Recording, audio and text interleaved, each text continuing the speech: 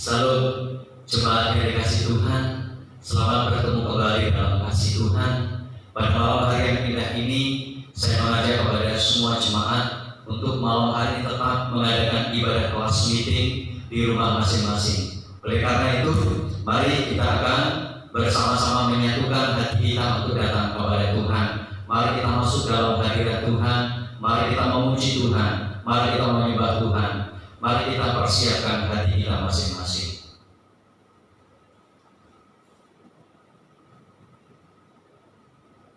Mari kita mengangkat pujian kita di hadapan Tuhan. Yesus kami puja.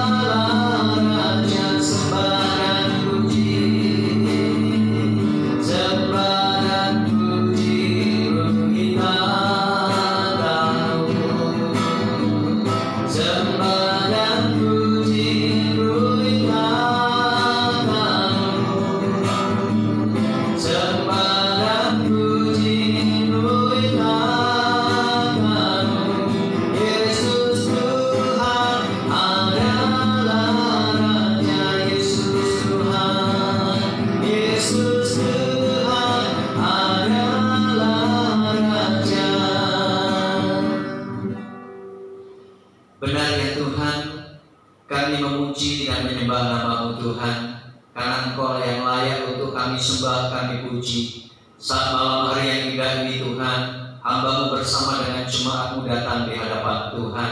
Kami mau meninggikan Tuhan, kami mau mengagungkan nama Tuhan. Biarlah pujian dan penyembahan kami pada saat ini sungguh berkenan kepada-Mu Tuhan. Dan kami membawa setiap hati kami kepada Tuhan. Biarlah Tuhan terlebih dahulu menyucikan, menguduskan setiap dosa-dosa dan kesalahan kami, supaya kami layak dan berkenan datang kepada-Mu Tuhan. Terima kasih Tuhan, kami bersyukur kalau Tuhan selalu menyertai dan memeliharakan kehidupan kami, sehingga malam hari yang indah ini Tuhan, kami tetap dapat memuji meninggikan nama Tuhan. Kami dapat menikmati dalam persekutuan kami bersama dengan Tuhan. Kami menyerahkan waktu kami sepenuhnya dalam kuasa-Mu Tuhan. Roh Kudus Tuhan menyertai dan memimpin bagi kami. Di dalam nama Tuhan kami Yesus Kristus kami berdoa. Amin. Kembali Bapak Ibu yang terkasih Tuhan, sebelum kita masuk dalam pelajaran kita pada buku kelas meeting nomor atau bab yang ke-7 dalam tema prioritas dalam Kristus, kembali kita akan mengangkat pujian kita kepada Tuhan, yaitu yang terutama di dalam hidup ini.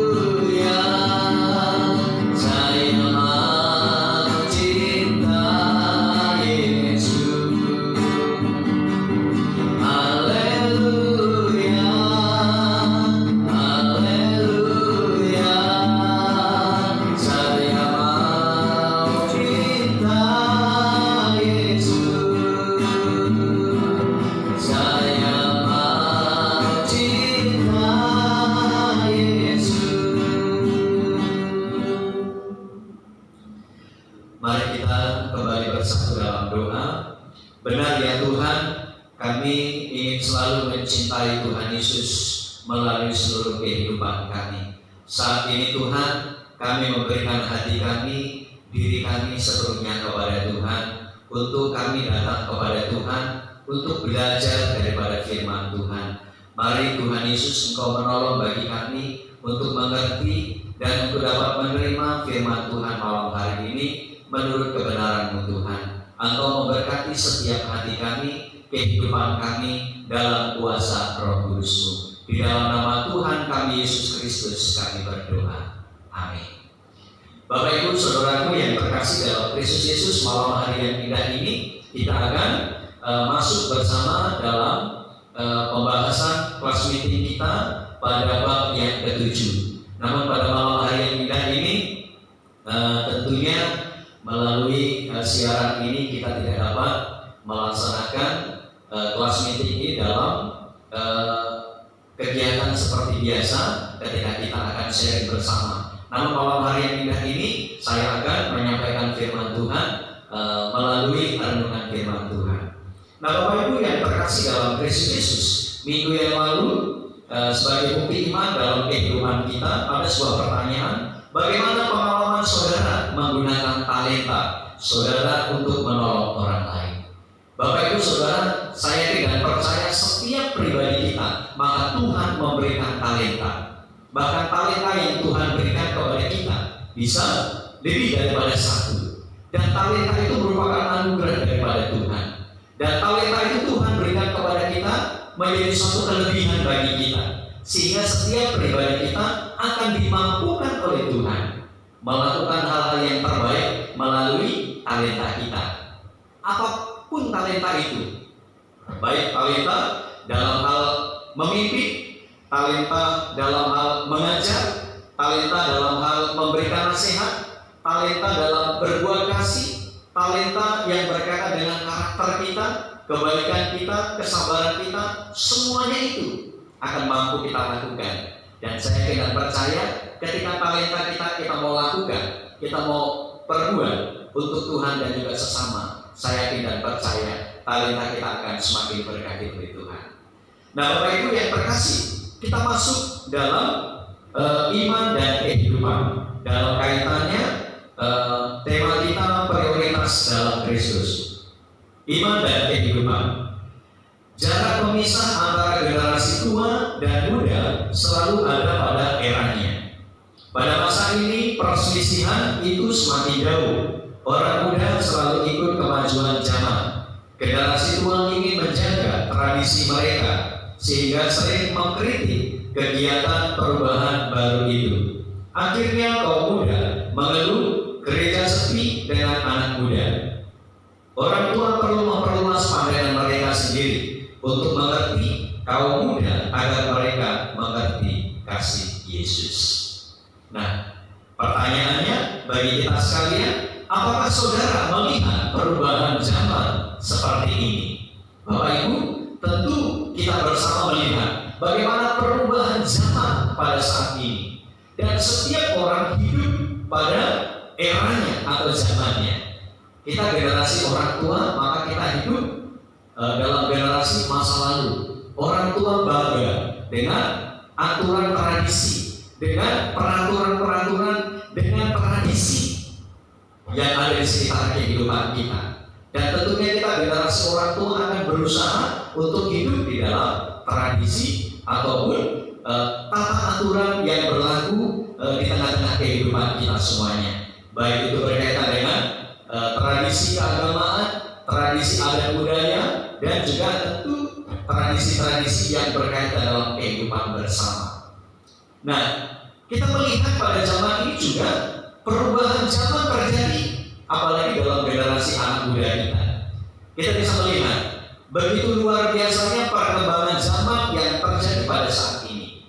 Dan ternyata perkembangan zaman pada saat ini lebih disukai oleh generasi muda untuk mengikutinya. Sementara generasi orang tua sangat lambat untuk bisa mengikutinya. Bahkan terkadang sangat membingungkan, menyulitkan bagi kita generasi orang tua untuk mengikuti perkembangan zaman.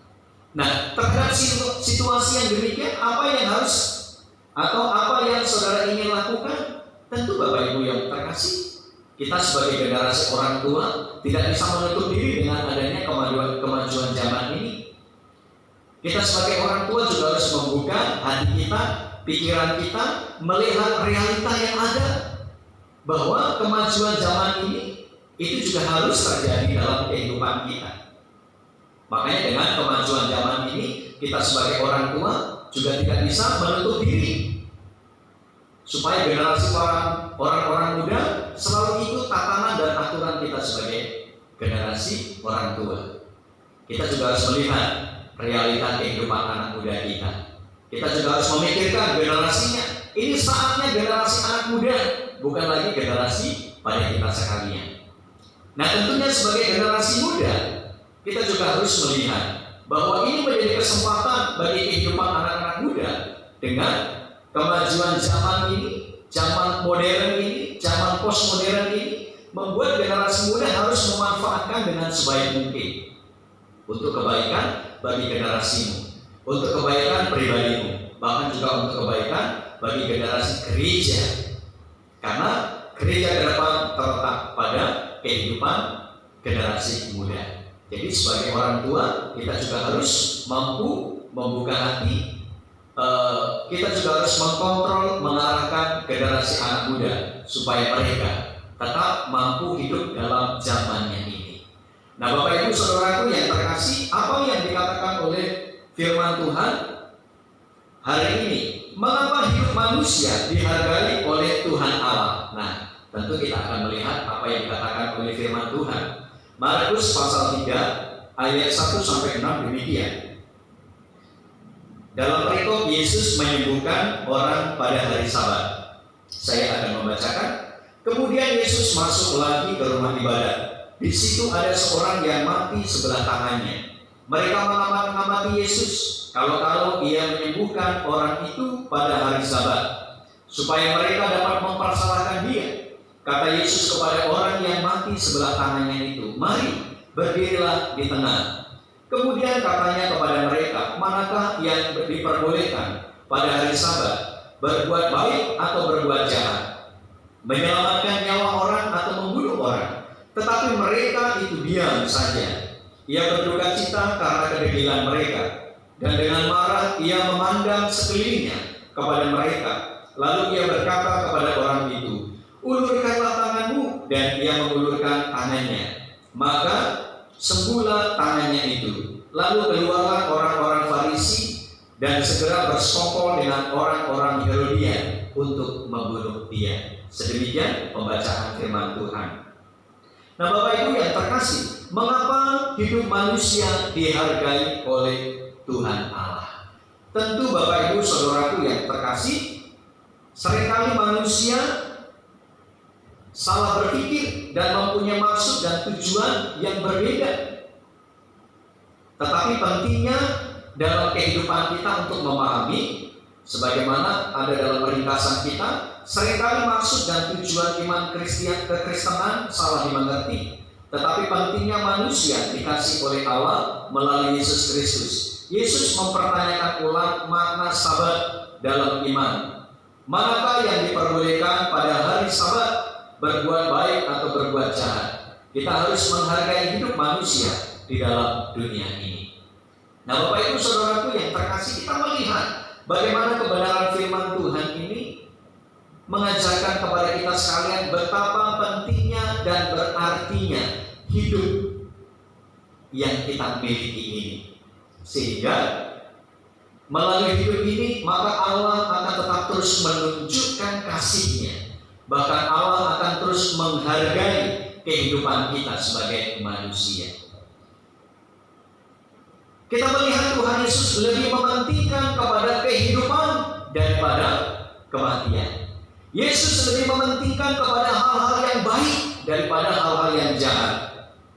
Sebagaimana kita melihat dalam contoh ada orang yang sakit, lalu kemudian oleh karena hari Sabat maka dilarang oleh tradisi bahwa melakukan penyembuhan pada hari Sabat. Tetapi kita melihat di sini Yesus hendak menyatakan bahwa apa yang lebih berarti dalam kehidupan seseorang itu. Sehingga ketika melihat dalam percakapan itu, Yesus mengatakan, manakah yang diperbolehkan pada hari Sabat, berbuat baik atau berbuat jahat, menyelamatkan nyawa orang atau membunuh orang. Nah, tentu ini menjadi sebuah pelajaran untuk kita sekalian, bagaimana Yesus lebih memperhatikan kepada hal-hal yang berkaitan dengan kehidupan manusia. Yesus lebih mementingkan kehidupan untuk kebaikan bagi orang lain. Bukan berarti Yesus tidak mengindahkan akan hal Sabat, tetapi pada hari yang Tuhan anugerahkan kepada kita, apakah kita mampu melakukan tindakan-tindakan dan perbuatan yang memuliakan Tuhan? Atau sebaliknya, oleh karena larangan dan lain sebagainya, maka kita mengabaikan kehidupan seseorang, mengabaikan orang lain, sehingga pada akhirnya binasa. Nah, hal inilah Bapak Ibu yang terkasih dalam Kristus Yesus, kita mendapatkan sebuah pelajaran yang begitu luar biasa, bahwa Yesus sangat menghargai kehidupan manusia. Nah, bagi kita sekalian, mari supaya kita juga senantiasa belajar menghargai akan hidup yang Tuhan anugerahkan bagi kita sekalian. Jangan sia-siakan hidup kita, jangan biarkan hidup kita berlalu begitu saja. Tetapi mari kita memakai hidup kita ini untuk melakukan hal-hal yang berkenan kepada Tuhan. Tinggalkanlah hal-hal yang sia-sia, tinggalkanlah hal-hal yang menghambat bagi kita untuk dapat melakukan hal-hal yang terbaik bagi orang lain.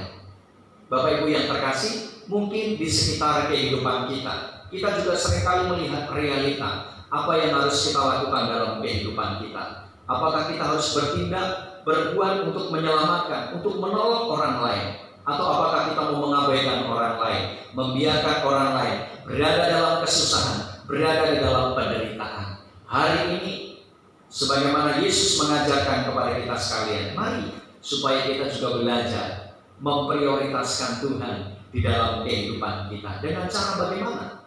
kita bisa melakukan perbuatan-perbuatan di dalam kehidupan kita sekalian yang memuliakan akan nama Tuhan. Nah, sebagai permulaan iman baru dalam kehidupan kita, apa yang harus saudara sadari mengenai penghargaan terhadap jiwa manusia? Kita bisa melihat bahwa penghargaan terhadap jiwa manusia, maka saya akan menghargai sekali setiap hidup yang masih Tuhan anugerahkan dalam kehidupan saya. Dan tentunya bagi Bapak Ibu, mari kita hargai kehidupan yang masih Tuhan percayakan kepada kita sekalian. Ingat, sekali lagi, jangan sia-siakan hidup kita. Pergunakan hidup kita semaksimal mungkin. Lakukanlah yang terbaik bagi Tuhan, bagi sesama kita, melalui apa yang Tuhan berikan, Tuhan percayakan kepada kita sekalian. Hidup itu adalah hidup yang paling berarti bagi kita semuanya. Nah, di sini juga ada himbauan kepada kita untuk kita lakukan. Cobalah melakukan tindakan nyata sebagai bentuk perhatian saudara terhadap jiwa sesama. Misalnya, mengunjungi tempat pertemuan kaum muda atau rumah-rumah jompo, membantu orang-orang tua yang sendirian, atau mencoba menghibur mereka. Tentu ada banyak hal yang bisa kita lakukan di dalam kehidupan kita sekalian. Contoh-contoh tersebut bisa kita lakukan untuk kita mengunjungi orang-orang yang mengalami kesusahan, kesulitan, orang-orang muda yang putus asa, orang-orang tua dalam kesendirian, dalam kesepian. Apalagi dalam situasi sekarang ini, ketika ada banyak orang mengalami ketakutan dan kecemasan oleh karena virus corona yang terjadi di mana-mana. Situasi di negara kita, ada banyak daerah yang memperlakukan karantina supaya apa? Setiap orang berada pada posisi di rumah atau hanya di sekitar lingkungan saja. Nah, ada banyak orang yang gelisah, ada banyak orang yang prihatin. Bagaimana tentang kebutuhan hidup mereka? Mari, ini saatnya bagi kita juga untuk bisa hadir, menyatakan kasih kita kepada mereka semuanya. Bapak Ibu yang terkasih, inilah pembelajaran bagi kita pada malam hari ini. Kiranya firman Tuhan mampu mendorong bagi kehidupan kita untuk tidak jemu-jemu berbuat baik, tetapi selalu berbuat baik selagi hidup yang Tuhan percayakan kepada kita semuanya. Amin. Mari kita berdoa.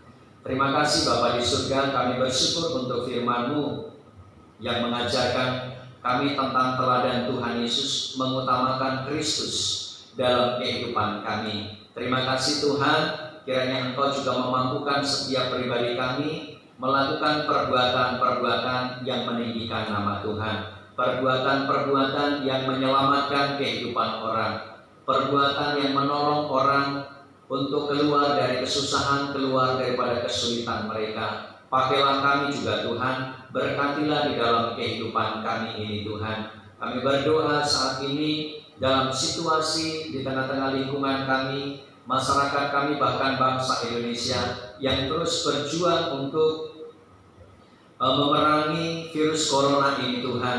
Oleh karena itu Tuhan, di tengah-tengah keberadaan kami, aktivitas kami juga yang terbatas untuk kami banyak berbuat. Kiranya hati kami tetap memuliakan Tuhan, hati kami tetap meninggikan Tuhan. Biarlah kebenaran firman Tuhan yang kami dengar hari ini juga mampu kami lakukan dalam kehidupan kami. Tuhan tolong kami, hati kami, pikiran kami, mata kami, supaya kami juga semakin peka, supaya kami juga semakin peduli terhadap kesusahan, kesulitan yang dialami oleh siapapun. Dan saat ini kami juga menyerahkan kehidupan pribadi kami, keluarga kami, saudara-saudara kami, bahkan seluruh masyarakat Indonesia dimanapun berada. Kiranya kami selalu berada dalam perlindungan Tuhan.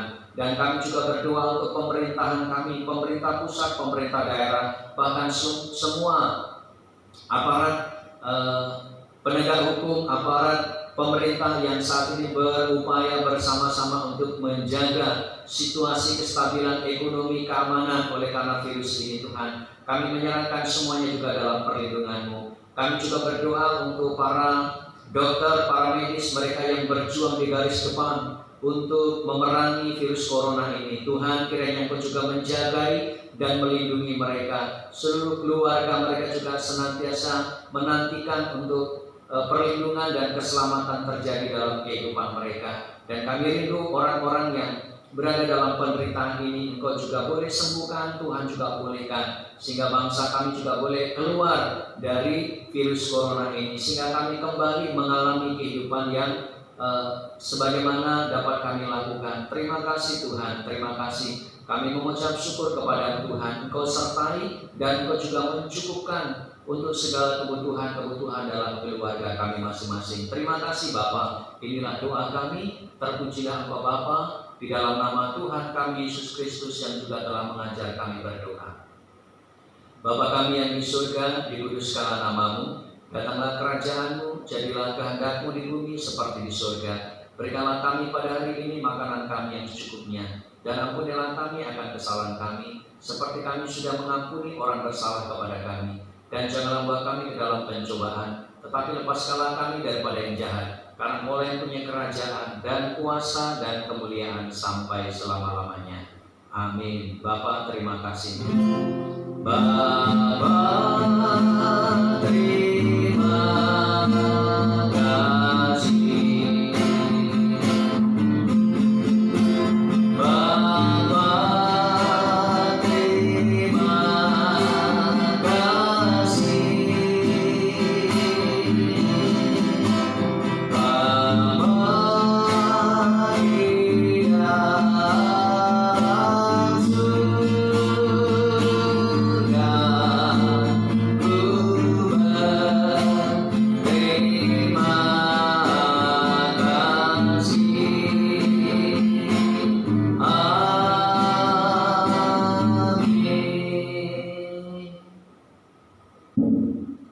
Salam, Tuhan Yesus memberkati kita semuanya.